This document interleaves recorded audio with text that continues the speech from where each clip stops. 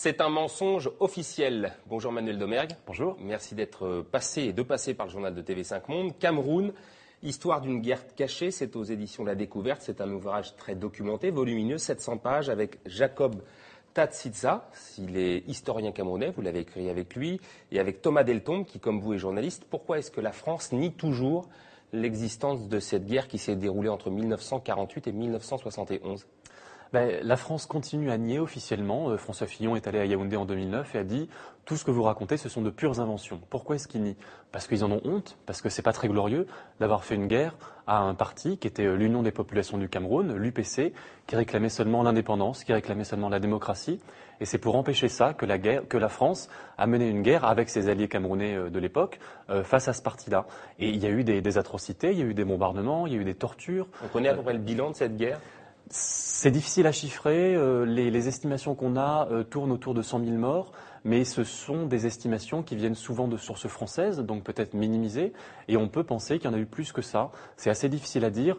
Nous, on ne s'est pas vraiment axé sur le bilan chiffré. On essaie de montrer les mécanismes qui ont conduit à cette guerre et qui ont conduit à la confiscation de l'indépendance. Alors justement, indépendance 1960, le Cameroun passe d'un territoire sous tutelle onusienne administré par la France, donc à une indépendance. Quel intérêt Paris avait de conserver la mainmise sur le pays ?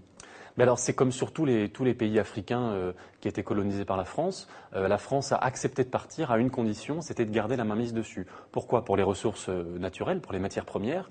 Au Cameroun, il y a du pétrole, il y a du café, il y a du cacao, il y a pas mal de choses comme ça. Et puis pour le prestige, pour la puissance, l'Empire français, la puissance française gaulliste, tient à cette époque parce qu'il y a l'Empire africain derrière, ou l'ex-Empire africain, ce sont des voies à l'ONU, c'est un réservoir de puissance. Et le général de Gaulle a accepté la décolonisation à cette condition, à la condition d'avoir des accords de coopération qui donnaient à la France un rôle prépondérant en termes de commerce, en termes de coopération militaire, etc.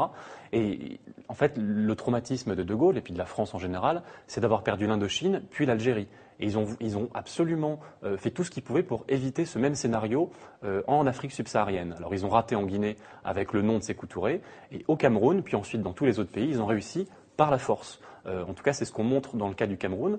Il y a eu une opération politique assez habile de coopter des dirigeants camerounais tels que le premier président camerounais Amadou Ahidjo, qui était un pro-français. Justement, comment ils arrivent en fait à s'approprier des alliances internes, des alliances locales des Camerounais? Comment est-ce qu'ils y parviennent? Comment est-ce que tous ces gouvernements successifs français sont parvenus à avoir des alliances internes?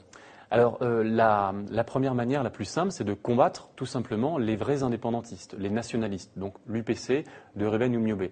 Les combattre, ça veut dire frauder les élections, ça veut dire emprisonner les leaders, leur faire la guerre quand c'est nécessaire, les assassiner, en brousse comme c'est le cas pour Reben Oumiobe en 1958, ou en Suisse, Félix Moumié, le président de l'UPC, qui a été empoisonné par la France, tout simplement. Et l'autre revers, c'est la carotte, après le bâton, la carotte, c'était d'acheter, de coopter des leaders dociles camerounais qui ont été formés en France, qui ont été choisis par les Français et pour lesquels on a truqué les élections. Amadou Ahidjo a été non pas élu par les Camerounais, mais choisi par la France au terme d'élections truquées. Jamais d'enquête sur les assassinats politiques, justement, de ces chefs indépendantistes camerounais? Il y a eu quelques enquêtes. On ne dit pas qu'on arrive et qu'on découvre tout. Je pense notamment à Mongo Betty, qui est un romancier, écrivain camerounais qui a fait un livre à succès qui s'appelait Main basse sur le Cameroun. Un livre qui a été censuré en France dans les années 70. On a reçu d'ailleurs sa veuve, Odile Tobner, exactement, qui préside l'association Survie. Donc il y a des gens qui dénoncent ça depuis quelques temps. Et nous, ce sont ces dénonciations qui nous ont interpellés en tant que journalistes et historiens. On s'est dit, mais c'est quand même incroyable. On parle de bombardement, on parle d'une guerre qui... Personne ne dit le mot guerre aujourd'hui en France à propos du Cameroun. On parle parfois d'événements, de troubles. Ben non, c'est une guerre qui s'est passée.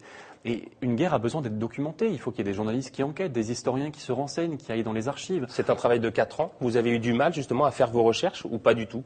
On a eu beaucoup de mal parce qu'il faut être des deux côtés, il faut être au Cameroun et en France. C'est pour ça qu'on a une équipe franco-camerounaise. Comment vous avez travaillé avec Thomas Deltombe et avec Jacob Tatsitsa? Alors là où on apporte quelque chose, c'est qu'on est allé voir les témoins français qui n'avaient jamais parlé, pour la plupart d'entre eux, alors qu'ils sont dans l'annuaire, que n'importe qui peut les contacter, mais personne s'était intéressé à leurs témoignages. Donc on a confronté leurs témoignages, les témoignages des politiques camerounais, des anciens maquisards, etc.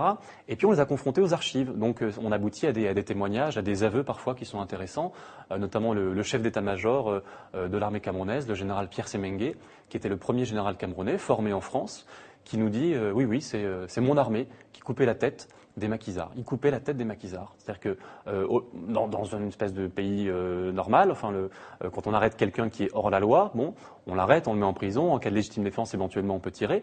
Mais là, c'est différent. Là, c'est une politique de terreur systématique qui fait qu'on torture les gens qu'on arrête et que parfois aussi on leur coupe la tête pour les exposer sur les marchés, sur les places publiques. Quelle a été l'info la plus étonnante que vous ayez découverte au cours de vos recherches? Alors, Parce que vous avez eu accès notamment aux archives militaires françaises, enfin une partie en tous les cas. Moi, ce qui m'a étonné, par exemple, c'est que le premier directeur de l'école militaire camerounaise, donc en 1960, la France crée l'armée camerounaise de toutes pièces. Et ce premier directeur était un lieutenant français qui s'appelait Jacques-Louis Lefebvre et qui revenait d'Algérie et qui était un tortionnaire, tout simplement. Il était lieutenant et les officiers camerounais aujourd'hui ont été formés par un tortionnaire. Et on a rencontré les officiers qui ont été formés cette première année 60. On leur a dit, parlez-nous de Jacques Lefebvre. Ils nous disaient, oui, il nous apprenait à torturer. Les gens les officiers faisaient des stages dans des prisons, on leur montrait la gégène. Et c'est la France qui apprenait ça. Alors vous m'avez dit qu'il y avait eu une forte répression lorsque vous y êtes allé en février 2008. Vous avez assisté à des manifestations, un peu à l'image peut-être de ce qui se passe aujourd'hui en Tunisie.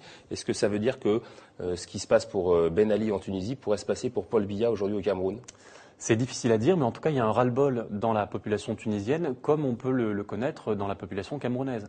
Et les deux situations sont évidemment différentes, mais il y a quand même des parallèles assez intéressants. C'est que en Tunisie, il y a eu 2 présidents depuis l'indépendance, Bourguiba et Ben Ali. Au Cameroun, il y en a eu 2 également, Amadou Ahidjo et Paul Biya. Paul Biya était le premier ministre d'Amadou Ahidjo. C'est-à-dire qu'il y a une continuité depuis 50 ans. 50 ans, c'est quand la France a donné l'indépendance à des gens qu'elle avait choisis. Et donc, on peut dire aujourd'hui que Paul Biya, que les dirigeants camerounais ont été choisis initialement par la France. Et le peuple camerounais n'a pas eu à dire son mot. Et quand il a à dire son mot, quand il va dans la rue, on lui tire dessus. En février 2008, il y a eu plus de 100 morts en 3 jours. C'est-à-dire que l'armée, la police camerounaise tirent sur les manifestants. Vous m'avez dit que le fil conducteur en fait de cette négation de la France concernant ce conflit, c'était le racisme. Qu'est-ce qui vous permet de dire ça? C'est quelque chose déjà qu'on voit dans tous les textes qu'on étudie. C'est ça aussi qui est choquant dans les archives, c'est qu'on pourrait imaginer des stratégies impériales de la France. C'est pas propre à la France. Mais c'est toujours habillé d'un racisme, un racisme typiquement colonial, où on méprise les gens et on veut faire leur bien à leur place. Et donc pour cela, on les force à travailler, on leur dit comment développer leur pays. Et quand ils ne sont pas d'accord, au lieu de les consulter, au lieu de faire des élections démocratiques, on leur fait des guerres. Et ça, c'est typiquement raciste. Et aujourd'hui, le fait de penser que les Camerounais ne sont pas prêts pour la démocratie, que après tout, un despote, c'est pas plus mal pour des peuples africains, c'est typiquement raciste. Alors, vous invitez notamment les Camerounais à pouvoir consulter certaines parts de ce livre donc sur www.cameroun à l'allemande avec un k-le-site.org. Ça permet à tout le monde de consulter un certain nombre d'éléments. Je rappelle donc Cameroun, une guerre cachée, c'était aux éditions La Découverte avec Thomas Deltombe, Jacob Tatitsa et vous, Manuel Domergue. Merci beaucoup d'être passé par le journal de TV5 Monde. Merci beaucoup.